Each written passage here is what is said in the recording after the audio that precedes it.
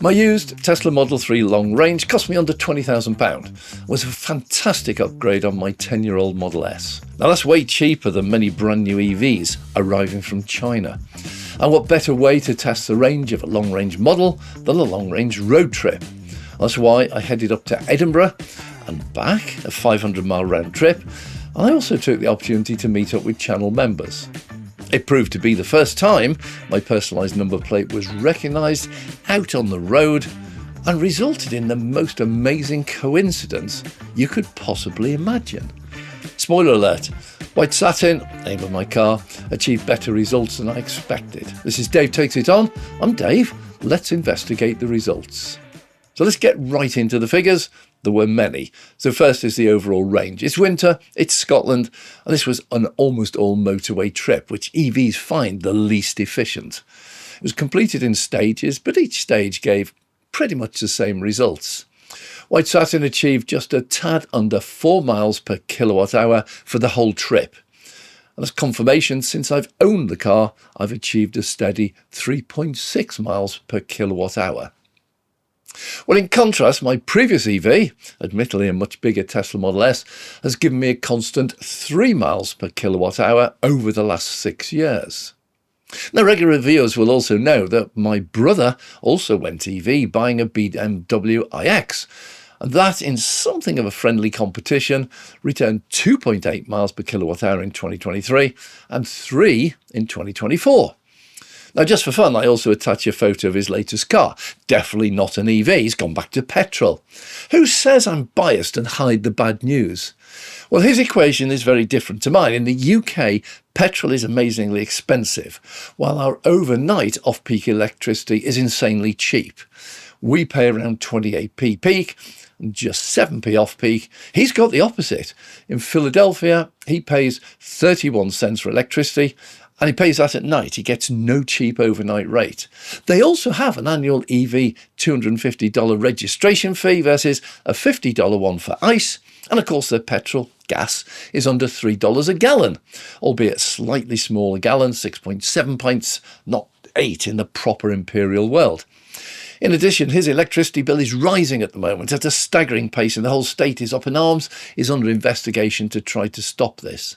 I read of one homeowner with a monthly energy bill of $1,800. The overall result only tells a part of the story, because while on the range test I can also watch the actual miles per kilowatt hour live via the charging display in the menu. This shows a remarkable assortment of data, so let's have a look. And for safety, I do have to point out both the video and still cameras are fixed on mounts inside the car, so no, I'm not taking my hands off the wheels or my eyes off the road to get these pictures. Well, via the display, we can measure energy consumption over the last 10, 100 or 200 miles. Almost all EVs have these readings in one form or another.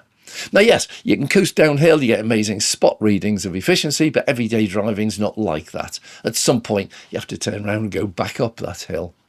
Now, at several parts of the journey, there were long sections of roadworks. One was 7 miles long, all with the mandatory 50-mile-an-hour speed limit. So switching to the last 10 miles consumption in these sections, I achieved an absolutely remarkable 6.2 miles per kilowatt hour over one 10-mile stretch and 5.2 over another. In both these sections, the motorway meandered up and downhill, as can be clearly seen by the graphs. The other interesting feature of display is that the real versus actual range is displayed simultaneously. The app calculates what the car could be doing alongside what it is actually doing. So this tells you projected range it could do. That's the baseline you see in white, and the range you actually have under your current driving style, the orange line. Plus you get a measurement of how much extra you're using or losing. In this case, I have used 38.5 watt hours per mile, more than the rated consumption. Now, some of these will be impossible to change. For example, it is Scotland, it is winter, they have massive hills and valleys, and it's on the motorway. So overall, they make very little difference if I start at sea level and end up at sea level. So that should cancel each other out. But much more is down to my driving style and pure drag data. So at 70 mile an hour, the drag is significantly higher than a 50 mile an hour. And no, I'm not suggesting driving everywhere at 50 mile an hour. Just pointing out that if you're on a long road trip and taking in the scenery and the sights, Slowing down will benefit you by also extending your range before the next stop. On the Tesla sat-nav, you get 2 state of charge on arrival readings. One is on arrival at your destination, and one is on arrival back at your original departure point if you just turn around once you get to your destination. That's just really useful if you're going out for the day. You can see at all times if you can make it back home without needing to charge. But it must be accurate to be of any use at all. Here the reading shows that after 90 miles of driving, the state of charge still reads 23% remaining when I get to my destination. By this stage of the journey, with actual data, that reading is based now on my driving style and conditions, and it remains unchanged. In plain English, it guessed right, and that's reassuring to me. Now, as I enter long stretches of constantly uphill sections, I can see that percentage drop a fraction, but as I ease off down the other side of the hill, it climbs a fraction again. It is a live reading, and if that ever tells me I can reach my destination, I actually know now I almost certainly can. Now, it was at this point I deviated away from my original planned route. When I first got Black Knight, I did a road trip around Scotland, and my first stop was at Abington on the M74. And in my monthly pricing video, I'd noticed it had recently expanded, so I deviated and stopped there to do some filming.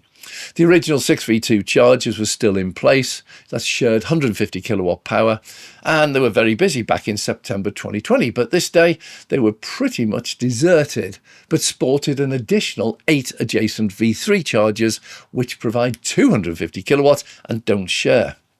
Interesting also, having missed my intended route, the A702, and plotted a new route, taking in 2 other locations for filming, my trip now was much longer. And the sat-nav actually advised a quick top-up. And I mean quick, 1 minute. When I removed that and told it to just carry on, it showed, yeah, I could still reach my destination, but with only 5% state of charge remaining. The sat-nav had decided I should stop, but didn't have to. Now, I did plug in, was connected almost instantly, and almost as instantly, the message said I could continue. The estimated state of charge remaining versus actual is the reading we most rely on and should be able to rely on. Sadly, in my Dasher Spring road test recently, range test, that reading was nowhere near accurate. I attempted a 70-mile motorway trip, round trip, in the freezing cold and snow on a motorway and set off with a 115-mile range showing. Sadly, I did need a top-up. Now, that estimated state of charge was probably just the WLTP figure, not real world. Either way, it was well out, but not a major issue as public chargers are sprouting up everywhere these days. It was just disappointing that it was so inaccurate. Now, it was on the M74, having just left Abington services when I was honked at by a white Tesla Model Y on the motorway. It was speeding, which pulled alongside me and gave me a thumbs up. Now, I've not had the number plate for more than 2 months, so well done, that eagle-eyed regular viewer. By the way, that chance episode does not end there, far from it, more on that later. Finally, after 2 more stops, I arrived at the Tesla Service Centre in Newbridge, Edinburgh.